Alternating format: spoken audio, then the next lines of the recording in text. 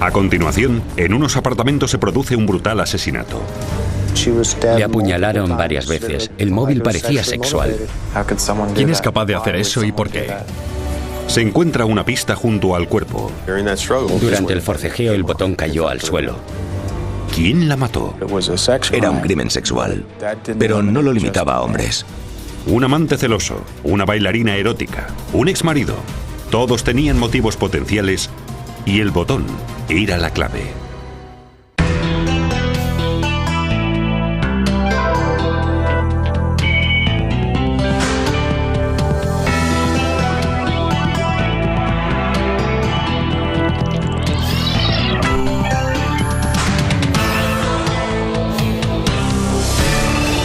Crímenes imperfectos.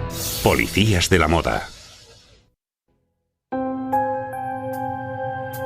Julie Ann Brown, de 35 años, era responsable de créditos de consumo en Fresno, California, ayudando a la gente a obtener hipotecas.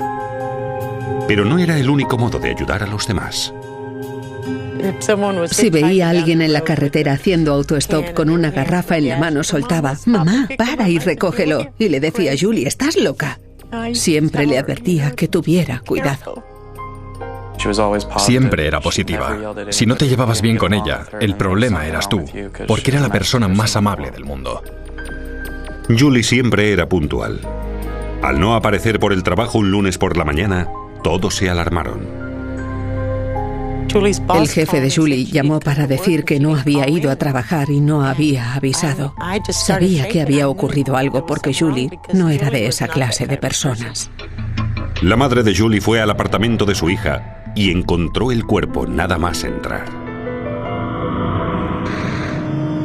La habían apuñalado hasta matarla. Cuando murió mi hija sentí que arrancaban un trocito de mi corazón. Julie era toda mi vida. El forense determinó que Julie había sido asesinada la noche antes del descubrimiento del cuerpo. La habían apuñalado 37 veces. El móvil parecía sexual, pero curiosamente, no la habían agredido sexualmente. Llevaba puesta la ropa interior y había gran cantidad de sangre debajo, a su alrededor. Era obvio que sufrió innumerables lesiones físicas. Hablaron con algunos vecinos, pero nadie había visto ni oído nada. Por suerte, los dos hijos de Julie no estaban en casa cuando ocurrió el crimen. Estaban con su exmarido. El móvil no era el robo. El bolso de Julie con el dinero y las tarjetas de crédito seguía en la casa intacto, en la cocina. Una posible arma del crimen, un cuchillo de 10 centímetros, estaba en el fregadero de la cocina, pero estaba limpio. La entrada no había sido forzada. ¿Era posible que Julie conociera a su asesino? Todo apuntaba a que quien entró en ese apartamento entró sin violencia. Le dejaron pasar. No habían entrado a la fuerza y atacado a Julie. La policía encontró huellas de sangre en la escena. Una sobre el cuerpo de Julie. Cuando vi esa huella de zapato, supe muchas cosas del asesino. Demostró lo que pensaba al empujarla hacia un lado, que no era más que un trozo de carne.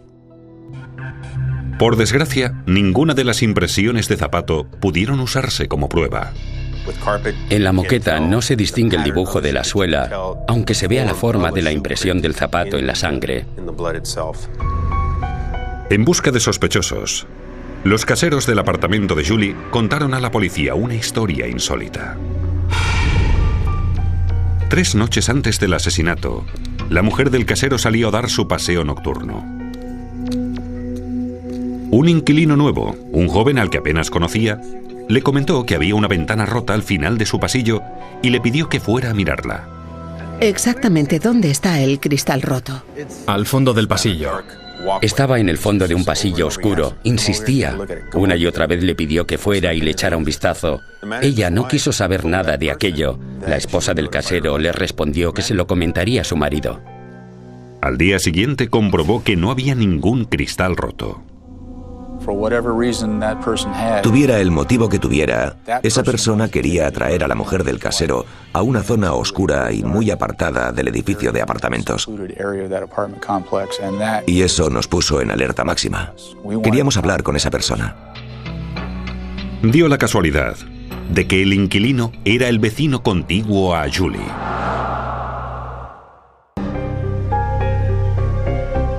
Irónicamente, Julie Ann Brown escogió su edificio de apartamentos porque tenía medidas de seguridad.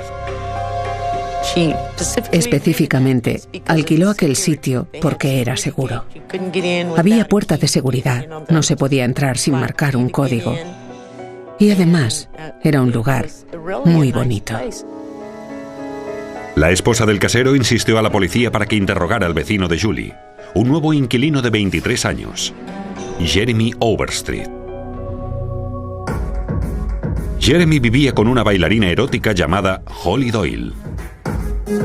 Se conocieron en el club de striptease donde trabajaba. Overstreet estaba en el paro y a Holly le pareció educado y atractivo. Tenía buen corazón. Le dio pena. Lo que suele pasar.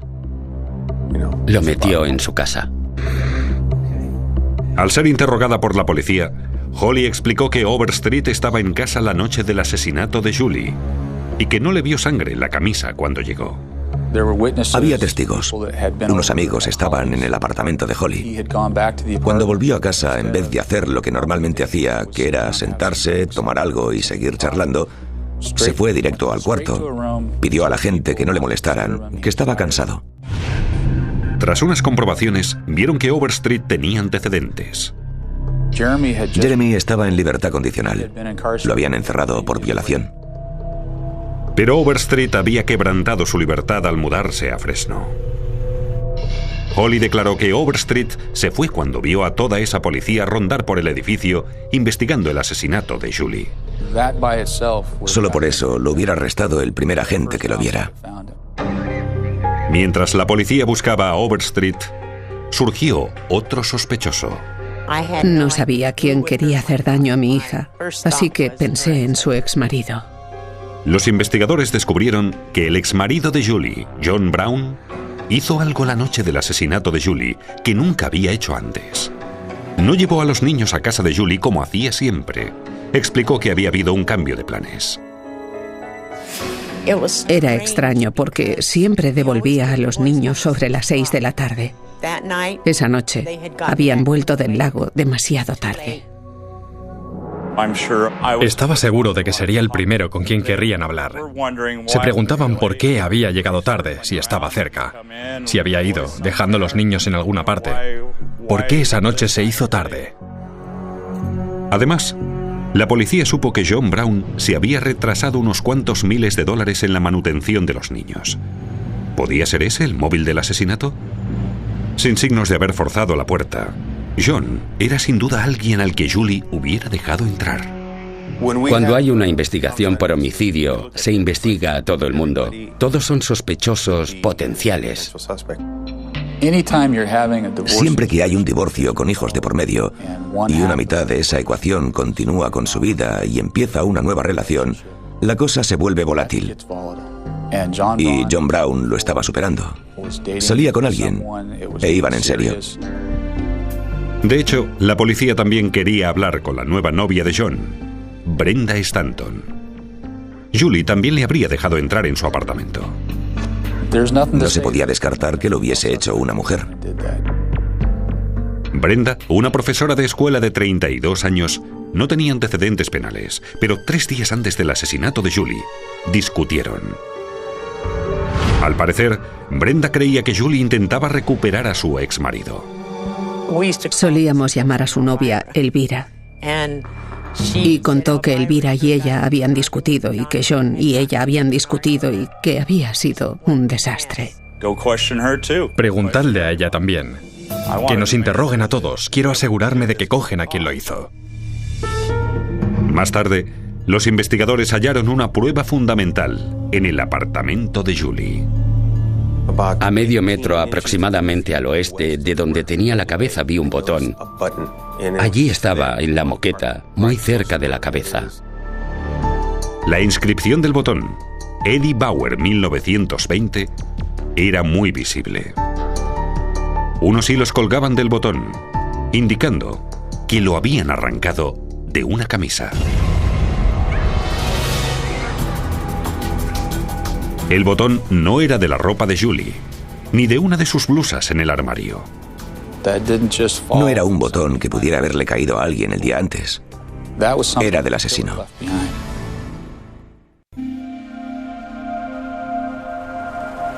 Según la fábrica Eddie Bauer, el botón encontrado en la escena del crimen podía ser tanto de la blusa de una mujer como de la camisa de un hombre. Al ser interrogado por la policía, el exmarido de Julie, John Brown, y su novia, Brenda Stanton, negaron tener una prenda de Eddie Bauer. Debíamos averiguar de quién era, de dónde venía. Había que encontrar el vínculo con aquel botón. ¿Por qué estaba allí? Luego, la madre de Julie recordó algo que le había dicho por teléfono la noche de su asesinato. Recordaré aquel día para siempre. Me dice, mamá, te llamo luego. Ahora estoy ayudando a un vecino. Si ese vecino era Jeremy Overstreet, podría explicar que no hubieran forzado la puerta. La investigación de Overstreet adquirió un nuevo sentido. Al ser interrogada, la novia de Overstreet, Holly Doyle, dijo que le había comprado 4 camisas y faltaba una. La describió como una camisa de manga corta a cuadros escoceses verdes y rojos. Holly compró la camisa en la tienda de Eddie Bauer cerca de su casa. Fue directa a la sección de hombres, echó un vistazo y dijo, es esta. La escogió del resto de camisas que había. Esta es la que le compré y falta. E insistí, ¿estás segura? Y respondió, sí, seguro. Los botones de la camisa parecían idénticos al botón hallado en la escena del crimen. Todo empezaba a cuadrar. Todo tomaba la dirección que necesitábamos para poder resolver el caso. La policía registró el interior del apartamento de Julie buscando pruebas forenses que pudieran vincular a Overstreet con el crimen. Por desgracia, no encontraron nada. Tampoco pudieron localizar a Jeremy Overstreet. Bastaba con ver a Ben y a mí también. Nuestro nivel de estrés estaba al 100%.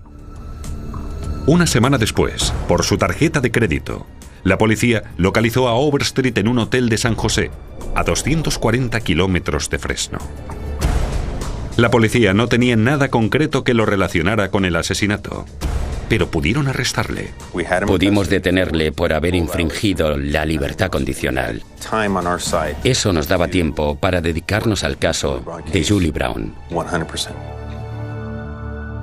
En su billetera, Overstreet tenía una de las tarjetas de visita de Julie Brown. Lo que tenía era un trofeo. No era una tarjeta de visita para hacer negocios. Era un trofeo para pegar en su libro de víctimas. Durante el interrogatorio, Overstreet no reveló dónde estaba su camisa de Eddie Bauer. Había desaparecido una de sus camisas y también unos pantalones. Jeremy no podía explicar por qué faltaban. Y eso concuerda con alguien que hubiera acuchillado a Julie y tuviera sangre en la ropa y no pudiera lavarla. No con aquella escena del crimen. Se deshizo de ellas. En la mano derecha de Overstreet, la policía advirtió una herida considerable que estaba cicatrizando en los nudillos. Se parecía mucho a la herida que provocaría un cuchillo. Pero los investigadores no hallaron sangre de Overstreet ni otras pruebas forenses en la escena del crimen. Necesitaban más que un botón de una camisa para acusar a Overstreet de asesinato. Y temían que quedara libre.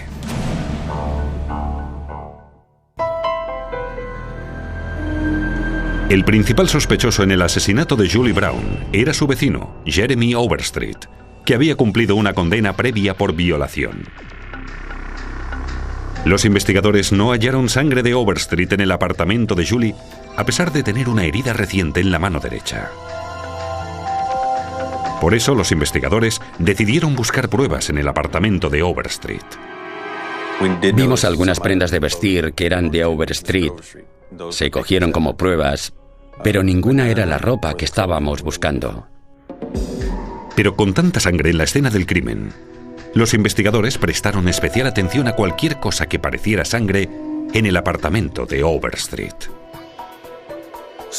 Y miré en el baño, en la pica, para ver si había regresado a su apartamento. Está bastante cerca del apartamento de Julie. Observamos unas pequeñas motas de color marrón, una en la puerta del baño, otra en el armario debajo del lavabo y otra en la pared opuesta. Un test de fenoltalén determinó que era sangre humana.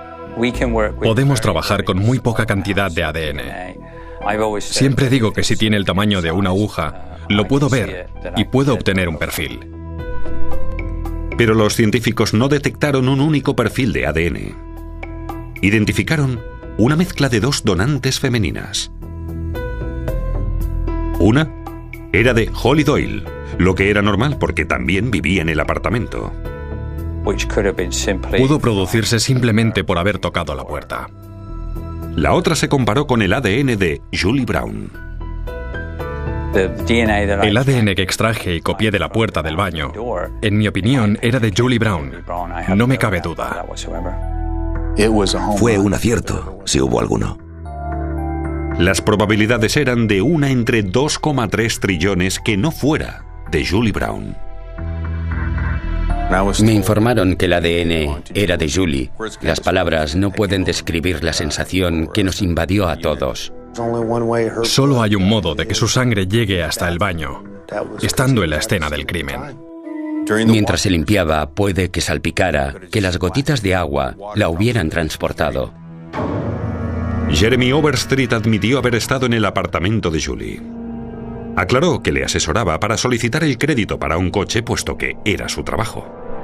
Una historia poco creíble. No tienes trabajo, pero hablas con una persona que se encarga de la financiación para obtener un crédito.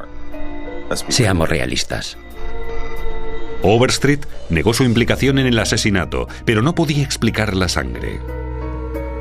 En julio de 1999, Jeremy Overstreet fue acusado de asesinato en primer grado e intento de violación.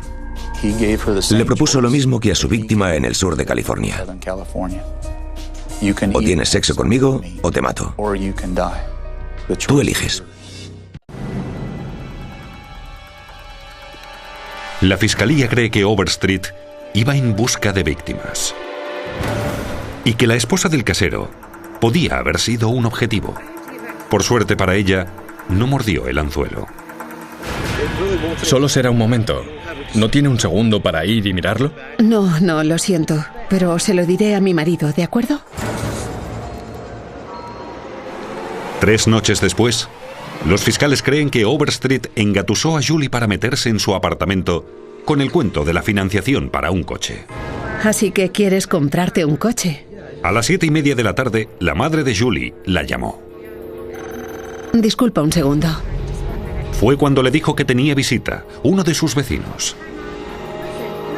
En algún momento, Overstreet cogió un cuchillo para la carne y le ordenó que se quitara la ropa. Pero Julie intentó llegar hasta la puerta. Pelearon y le arrancó un botón de la camisa. Overstreet era más corpulento que Julie y sin un arma no tuvo ni una posibilidad. La apuñaló repetidamente, manchándose con su sangre.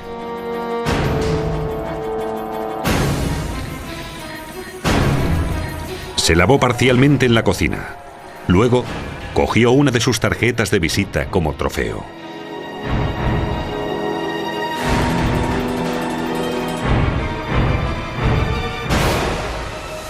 A continuación, regresó a su apartamento para lavarse, y unas gotas de la sangre de Julie acabaron en la puerta. La transferencia de esta sangre de Julie y un botón de una camisa que tenía Overstreet llevaron a una única conclusión.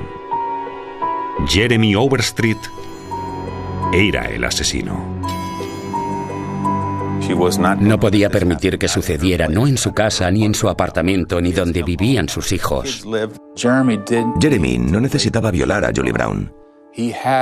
Salía con una bailarina de striptease, una mujer preciosa con quien podía tener sexo con solo pedírselo.